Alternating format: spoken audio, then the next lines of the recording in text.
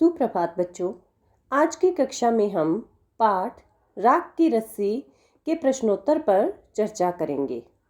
सबसे पहले प्रश्नोत्तर करते समय हम इस बात का ध्यान रखेंगे कि जिन वाक्यों में लिखा है कि उत्तर एक वाक्य में लिखें, उसका उत्तर आप सिर्फ एक वाक्य में दोगे, ठीक है। और जहाँ लिखा है कि उत्तर विस्तार पूर्वक लिखें, उन प्रश्नों के उत्तर आप पूरे विस्तार से लिखेंगे। वहाँ उत्तर जो है एक वाक्य में भी हो सकते हैं, दो वाक्यों में भी, चार वाक्यों में भी हो सकते हैं। तो चलिए शुरू करते हैं हम पहले प्रश्न से। जैसा कि आपने देखा कि प्रश्न के पहले लिखा हुआ है कि एक वाक्य में उत्तर लिखें, यानी कि ये हमारे छोटे प्रश्न हैं। पहला है, लोनपोगार ने अपने बेटे को कहाँ भेजा? कहाँ भेजा था उसने? जैसा कि हमने पाठ के पठन करते समय हमने पढ़ा था कि लोनपोगार ने अपने बेटे को शहर भेजा। कहाँ भेजा? शहर भेजा। तो उत्तर इसका हम इस प्रकार लिखेंगे कॉपी में कि लोनपोगार ने अपने बेटे को शहर भेजा।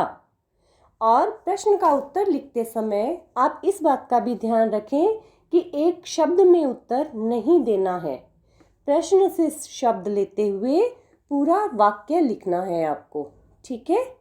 दूसरा प्रश्न है, लोनपोगार किस राजा के मंत्री थे? पाठ की पहली लाइन में बताया हुआ है कि लोनपोगार तिब्बत के 32वें राजा सोनगल सेन गाम्पो के मंत्री थे। तीसरा प्रश्न है, पहली बार शहर में जाकर लड़के ने क्या बेचा? क्या बेचा था उसने? इसका उत्तर हम लिखेंगे कि पहली बार शहर में जाकर लड़के ने भेड़ों के बाल बेचे। उसने भेड़ों के बाल बेचकर ही तो जो के 100 बोरे खरीदे थे ना, ठीक है। तो उत्तर हम लिखेंगे कि पहली बार शहर में जाकर लड़के ने भेड़ों के बाल बेचे। तो ये तीनों प्रश्न जो थे, इनके उत्तर हमें एक वाक्य में लिखने थे। आगे हैं, उत्तर विस्तार पूर्वक लिखें। इसमें पहला प्रश्न है, लोनपोगार किस बात को लेकर परेशान रहते थे? तो इसमें आपने देखो, जब पाठ पढ़ा था तो आपको बताया गया था कि लोनपोगार जो थे बहुत ही चालाक और हाजिर जवाब व्यक्ति थे, लेकिन उनका बेटा बिल्कुल ऐसा नहीं था। वो बहुत ही सीधा साधा था, उसे चालाकी छू कर भी नहीं गई थी, है ना। तो ये बात सारी पाठ पठन के दौरान आपको बताई गई है। तो इसका उत्तर हम इस प्रकार लिखेंगे कि लोनपोगार का बेटा बहुत ही भोला था, होशियारी उसे छू कर भी नहीं गई थी। तो इसी बात को लेकर लोनपोगार चिंतित रहते थे कि मेरा बेटा जो है वो बहुत ही सीधा साधा है, और मेरे बाद जब मैं इसके साथ नहीं रहूँगा तो इसका काम कैसे चलेगा। इसी बात को लेकर लोनपोगार हमेशा परेशान रहते थे। अगला प्रश्न है, लड़की ने राख की रस्सी किस प्रकार बनाई? लोनपोगार ने शर्त रखी थी ना लड़की के आगे कि आपको 9 हाथ लंबी राख की रस्सी बनानी है। तो वो रस्सी उसने किस प्रकार बनाई थी?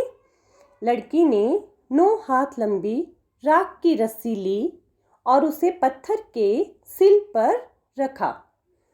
पत्थर का सिल बताया था ना, पत्थर का एक बड़ा टुकड़ा सिल पर रखा और उसे क्या किया था? जला दिया। और रस्सी जल गई, और रस्सी के जलने के बाद रस्सी के आकार की राख बच गई, जिसे लेकर वह लोनपोगार के पास चली गई। और इस प्रकार लड़की ने राख की रस्सी बना दी। तो एक बार फिर देखें, इसका उत्तर हम किस प्रकार लिखेंगे कि लड़की ने 9 हाथ लंबी राख की रस्सी ली और उसे पत्थर के सिल पर रखा, और पत्थर के सिल पर रखकर जला दिया। रस्सी जल गई और रस्सी के आकार की राख बच गई, जिसे लेकर उस राख की रस्सी को लेकर वह लोनपोगार के पास चली गई।